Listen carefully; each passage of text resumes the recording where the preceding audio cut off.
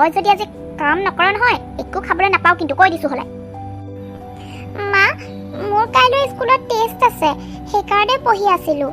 আৰু যদি টেষ্টত ভাল নম্বৰ আনিব নোৱাৰোঁ তেতিয়া বাইদেউহঁতে মোক পানিছমেণ্ট দিব মা অঁ হয় নেকি আইদেউ পঢ়ি শুনি তই কোনচা অফিচাৰ হবিনো এনেও তোক ডাঙৰ হ'লে বিয়াহে দিব লাগিব আমি কোনো দৰকাৰ নাই পঢ়িবলৈ এতিয়া যা সোনকালে কাপোৰখিনি ধুই দেগে যা উফ এইজনীৰ পৰা কেতিয়াকেনো আজৰি হ'ম আৰু তই যদি তোৰ বাপেৰক এইবোৰ কথা কওঁ নহয় তেতিয়া তোক ঘৰৰ পৰা বাহিৰ কৰি দিম বুজিলি মা তুমি মোক এৰি কিয় গুচি গ'লানো মোকো তোমাৰ ওচৰলৈ মাতি লৈ যোৱা না মা মই এনেকৈ কিমান আৰু মাহীমাৰ অত্যাচাৰ সহ্য কৰি থাকিম বা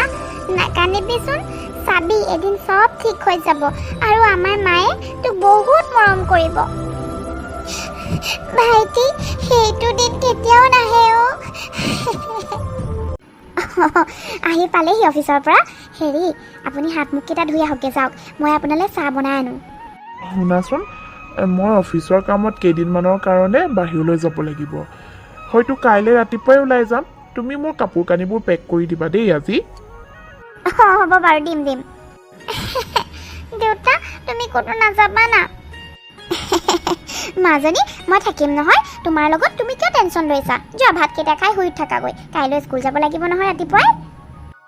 অঁ যোৱা মাজনী মাৰ কথা শুনিবা আকৌ মই সোনকালে আহি পাম নহয় আৰু তোমালোকলৈ মই ঢেৰ কিবা কিবি বস্তু লৈ আহিম দেই মা মোক কিবা এটা খাবলৈ দিয়া না মোৰ স্কুল যাব লাগে নহয় আজি টেষ্ট আছে যে কি স্কুল যাওঁ হা পৰীক্ষা আছে কোনো দৰকাৰ নাই আজি স্কুল যাবলৈ ভিতৰলৈ যা কিমান কাম পৰি আছে সেইবোৰ কোনে কৰিব তোক মই আৰামত বহি বহি খুৱাব আছে নেকি হা যা ঘৰটো ঝাৰু লগাকে যা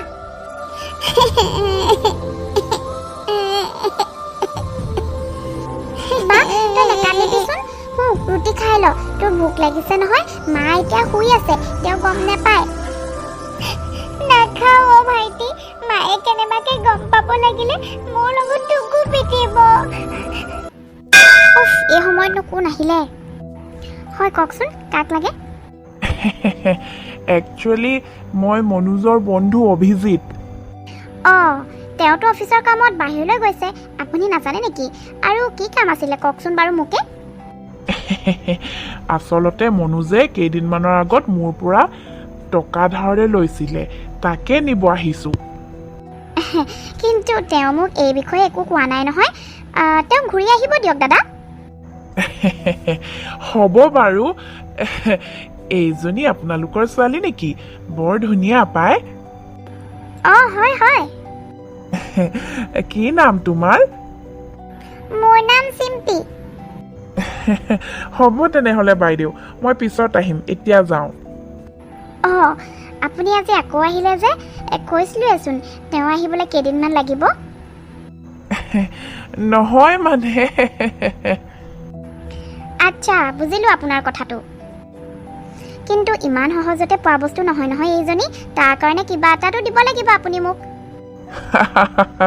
আপুনি কিন্তু বাইদেউ বেলেগ বস্তু দেই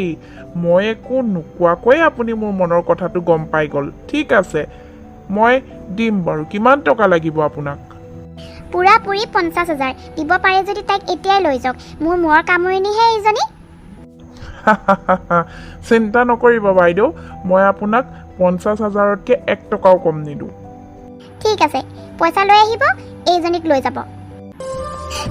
মা মই নাযাওঁ মোক নপঠাবা মা সেইজন আংকলক মই চিনি নাপাওঁ মই কিন্তু নাযাওঁ মই ক'তো নাযাওঁ মা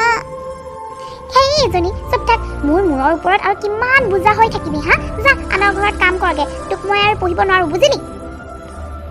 মা বাক ক'ত পঠাইছানো দেহা তোক কেলে লাগে হা যা ভিতৰলৈ নহ'লে তোকো পিটিম আজি মই উফ ৰক্ষা এইজনীক আনৰ ঘৰলৈ পঠাই দিলোঁ নহ'লে মোৰ মূৰটো খুলি খুলি খালেহেঁতেন পিছে বাপেক আহিলে কি ক'মনো বাদ দে আমাক একো নোকোৱাকৈ ক'ৰবালৈ গুচি গ'ল বুলি কৈ দিম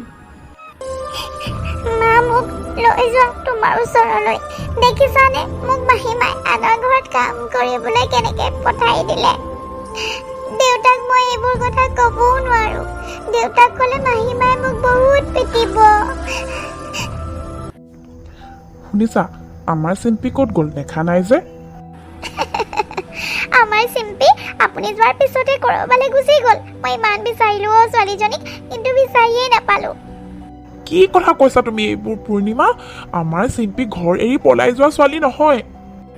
তেনেহ'লে কি মই মিছা কথা কৈছোঁ নেকি হা আমাৰ ছোৱালীজনীক মই চবতে বিচাৰিলোঁ তাইৰ লগৰ ছোৱালীৰ ঘৰত ৰাস্তাত ৰেলৱে ষ্টেচনত কিন্তু ক'তো নাপালোঁ ঘৰত ইমান ডাঙৰ ঘটনা এটা হৈ গ'ল তুমি মোক কল কৰি জনাব পৰা নাছিলা নেকি হা ভাবিছিলোঁ জনাম বুলি কিন্তু আপুনি অফিচৰ কামত বিজি আছে বুলি ভাবি মই কল নকৰিলোঁ আপোনাক মই টেনশ্যন দিব বিচৰা নাছিলোঁ দেউতা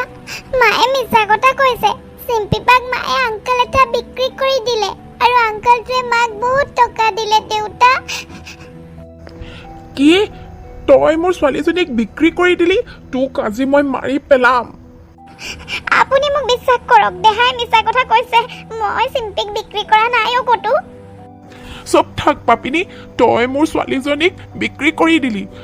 তোক বিয়া পাতি মই বহুত ডাঙৰ ভুল কৰিলোঁ ভাবিছিলোঁ চিম্পী মাক নাইকিয়া ছোৱালী তই তাইক মাকৰ মৰম দিবি কিন্তু মই নাজানিছিলোঁ যে ঘৰত গাখীৰ খুৱাই সাপ পুহিছিলোঁ জল্দি ক তই মোৰ ছোৱালীজনীক ক'ত বিক্ৰী কৰিলি নহ'লে তোক মই আজি ইয়াতে মাৰি শেষ কৰি দিম দেউতা কোনোবা অভিজিত নামৰ আংকল এজন আহিছিলে আপোনাৰ বন্ধু বুলি কৈছিলে তেখেতে বাঘ লৈ গৈছে দেউতা অভিজিত আছে নেকি ঘৰত নাই দাদা মন্দিৰলৈ গৈছে অঁ হয় নেকি আচ্ছা শুনাচোন তোমালোকৰ ঘৰত বাৰু সৰু ছোৱালী এজনী আছে নেকি হা আছে কিন্তু দাদাই তাইকো মন্দিৰলৈ গৈছে আচ্ছা ঠিক আছে তেনেহ'লে মই মন্দিৰলৈ যাওঁ অভিজিত তই মোৰ ছোৱালীজনীক বজাৰৰ বস্তু বুলি ভাবিছিলি নেকি হা যে আমাৰ ঘৰৰ পৰা কিনি আনিলি তাইক চা মনোজ তোৰ মানুহজনীয়ে নিজে মোক বিক্ৰী কৰি দিছে মইতো মোৰ টকাকেইটাহে আনিব গৈছিলোঁ তহঁতৰ ঘৰত তোক পুলিচত দিম মই আৰু তই যাক পইচা দিছিলি মোৰ ঘৰত তাইকে গৈ টকা খোজগে মই মোৰ ছোৱালীক নিব আহিছোঁ ব'ল মাজনী তোৰ মাৰৰ কাণ্ডবোৰ মই চব গম পালোঁ তই চিন্তা নকৰিবি আজিৰ পৰা তোৰ মাহী মায়ে তোক কেতিয়াও অশান্তি নকৰে আৰু ওলাই যায় এতিয়াই মোৰ ঘৰৰ পৰা তই এইখন ঘৰত থকাৰ যোগ্যই নহয় মোক ক্ষমা কৰি দিব মোৰ ভুল হৈ গ'ল কিন্তু মই কথা দিছোঁ আজিৰ পৰা তেনেকুৱা কাম মই কেতিয়াও নকৰোঁ মোক ঘৰৰ পৰা খেদি নিদিব না নহয় তই ইমান ডাঙৰ ভুল কৰিছ যে তাৰ কোনো ক্ষমা নাই মই পুলিচক ফোন কৰিম তোক লৈ যাওক পুলিচে দেউতা মাক পুলিচে লৈ গ'লে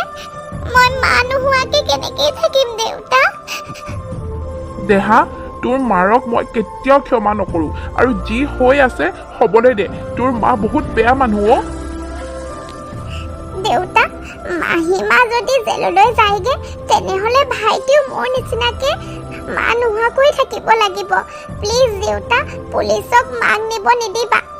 মই যেনেকৈ দুখ আৰু কষ্টত ডাঙৰ হৈছোঁ মোৰ ভাইটিয়ে তেনেকৈ ডাঙৰ হোৱাটো মই নিবিচাৰোঁ দেউতা দেখিলি পাপিনী মোৰ ছোৱালীজনী কিমান কথা বুজি পায় তই ইমান ডাঙৰ ভুল কৰিলি যদিও তাই মোক তোক ক্ষমা কৰি দিব কৈছে মোক ক্ষমা কৰি দে অ' মাজনী মই বহুত ডাঙৰ ভুল কৰিলোঁ তোক মই আৰু এটা চান্স দিছোঁ মাজনীক তই নিজৰ ছোৱালীৰ নিচিনাকৈ মৰম দিবি কিন্তু অঁ মই কথা দিছোঁ আপোনাক যে মই চিম্পীক নিজৰ ছোৱালীৰ নিচিনাকৈ মৰম দিম আজিৰ পৰা বন্ধুসকল আজি আমাৰ কাহিনীটো ইয়াতে সমাপ্ত কৰিলোঁ আৰু আমাৰ চেনেলটোৰ পৰা যদি আপোনালোকে নতুন নতুন কাহিনী বিচাৰে তেনেহ'লে আমাৰ চেনেলটোৰ ছাবস্ক্ৰাইব বাটনটো ক্লিক কৰি দিব আজিলৈ আহোঁ ধন্যবাদ